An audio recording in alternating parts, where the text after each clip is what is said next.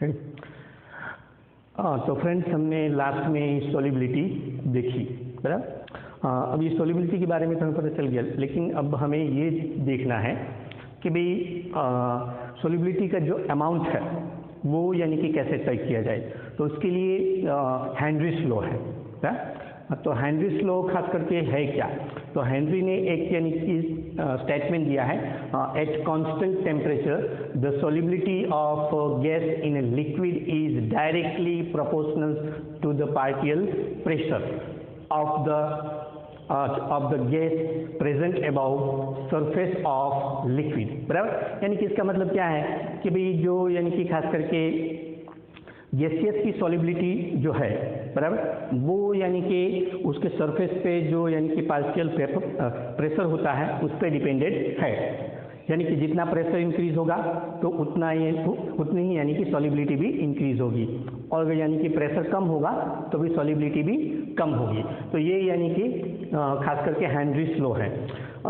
Henry के अलावा यानी कि डाल्टन ने भी इंडिपेंडेंटली ऐसा एक कंक्लूजन निकाला था कि जहाँ पे उसने ये कहा कि भाई जो यानी कि solubility of gaseous in liquid depends on the partial pressure, बराबर।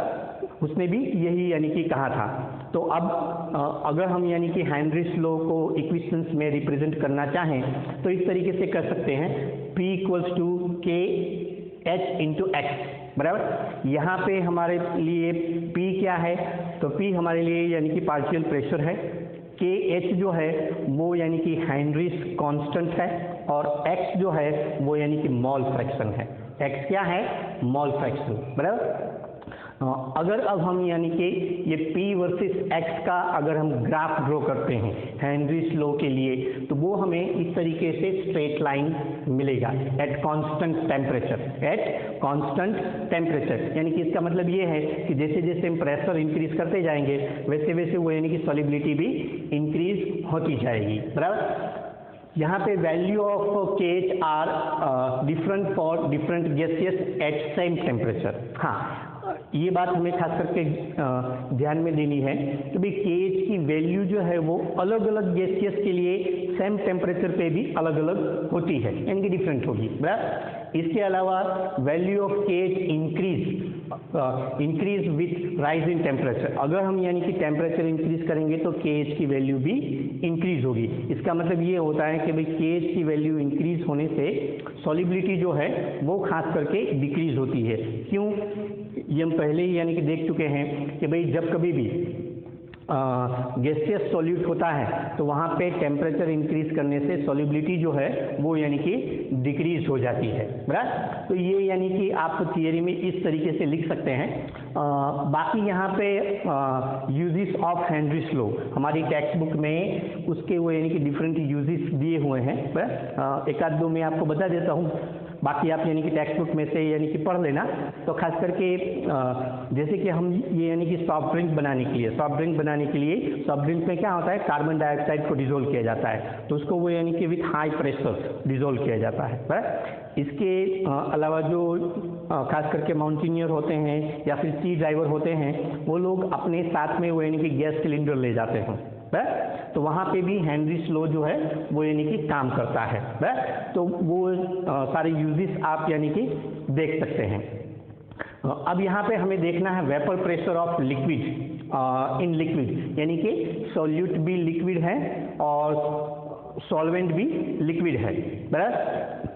तो उसके लिए खास करके क्या है, हियर बोथ यानी कि सॉल्यूट और सॉल्वेंट दोनों बोथ आर इन लिक्विड यानी कि वॉलेटाइल फॉर्म में है, बराबर। तो फिर हमारा जो यानी कि वेपर प्रेशर बनेगा वो यानी कि सॉल्यूट का भी होगा और सॉल्वेंट का भी होगा। वेपर प्रेशर का यानी कि मीनिंग क्या है, जब कभी भी हम किसी भी लिक्विड को, बराबर, टेम्परेचर प्रोवाइड करते हैं तो वो यानी कि उसमें से वेपर बनती है, और उसी वेपर से जब वो यानी कि प्रेशर भी क्रिएट होता है। वैसे तो वेपर प्रेशर की डेफिनेशंस जो है वो डिफरेंट है, लेकिन यहाँ पे अभी हम उसको डिस्कस नहीं करेंगे, बराबर। तो हमारे लिए यहाँ पे vapour pressure of liquid solutions जो है वो यानी कि सॉल्यूट और सॉल्वेंट दोनों पे डिपेंडेड है, क्योंकि दोनों ही वोलेटाइल होते हैं, बराबर। They both give partial pressure, बराबर। सपोज एक के लिए यानी कि सॉल्यूट के लिए सॉल्यूट का पार्शियल प्रेशर अगर हम P1 लें और सॉल्वेंट के लिए P2 लें, बराबर। और इसके अलावा अगर हम यानी कि उसके मॉल फ्रैक्शन, बराबर, सॉल्यूट और सॉल्वेंट के X1 एंड X2 लें, बराबर, तो फिर हम इस तरीके से कह सकते हैं according to Henry's law P1 is directly proportional to X1 and P2 is directly proportional to X2।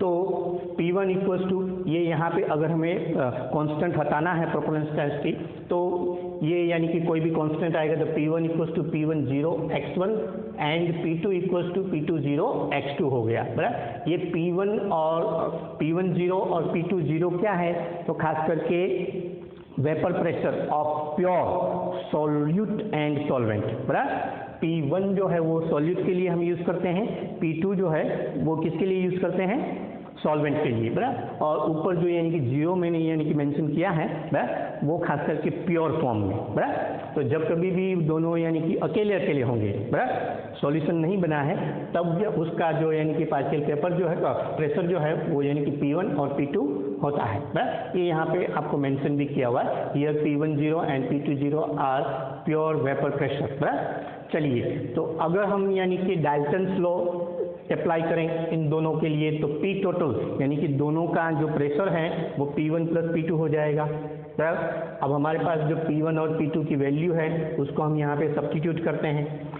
आगे मैंने आपको सिखाया हुआ है कि भाई मोल फ्रैक्शन जो है उसका एडिशन, टोटल मोल फ्रैक्शन हमेशा 1 होता है, यानी कि X1 plus X2 equals to 1 हो जाएगा। फिर इसमें से X1 को अगर मैं सब्जेक्ट करूंगा तो 1 माइनस X2 हो जाएगा। ये वैल्यू मैं यहाँ पे X1 की जगह पे सब्स्टिट्यूट कर सकता हूँ, तो मैंने यहाँ पे सब्स्टिट्यूट की। अब इसको यानी कि सिंप्लीफाई अगर मैं करूँगा, बराबर, तो सिंप्लीफाई करने से P total equals to P1 0 plus P2 minus P1 0 into X2 होगा। सिमिलरली हम इसको इस तरीके से भी लिख सकते हैं, P total equals to P2 plus P1 0 minus P2 0 into X1, बराबर। इसका मीनिंग ये है कि भाई जो कोई भी यानी कि टोटल प्रेशर जो है, बराबर, वो यानी कि किस पे डिपेंडेड है, मोल फ्रैक्शन, बराबर, मोल फ्रैक्शन पे डिपेंडेड है, बराबर। तो इस तरीके से ये यानी कि हेनरीज लॉ और उसके यूजेस भी यूजफुल हैं। ये जो यहाँ पे हमने आपको फॉर्मूला दी हुई है उसको यूज़ करके उसके न्यूमरिक्स भी आप यानी कि टेक्स्ट बुक में है, रेफरेंस बुक में है, उसको आप सॉल्व करेंगे, बराबर। हर बार की तरह लास्ट में फिर से यही कहूँगा कि पहले टेक्स्ट बुक को पढ़ें, उसके अंदर बहुत सारी थियरीज दी होती है, बराबर। और फिर ये मेरा वीडियो लेक्चर देखेंगे, वीडियो लेक्चर को देखने के बाद में फिर से एक बार वो यानी कि टेक्स्ट बुक को पढ़ेंगे, बराबर, तो आपको अच्छी तरीके से समझ में भी आ जाएगा, बराबर। फिर जिस तरीके का क्वेश्चंस एग्जाम्स में हो वैसे उस तरीके से आपको उसका आंसर देना होता है। उसके लिए आप चाहें तो कोई भी अच्छी रेफरेंस बुक भी यूज़ कर सकते हैं, बराबर। Thank you very much.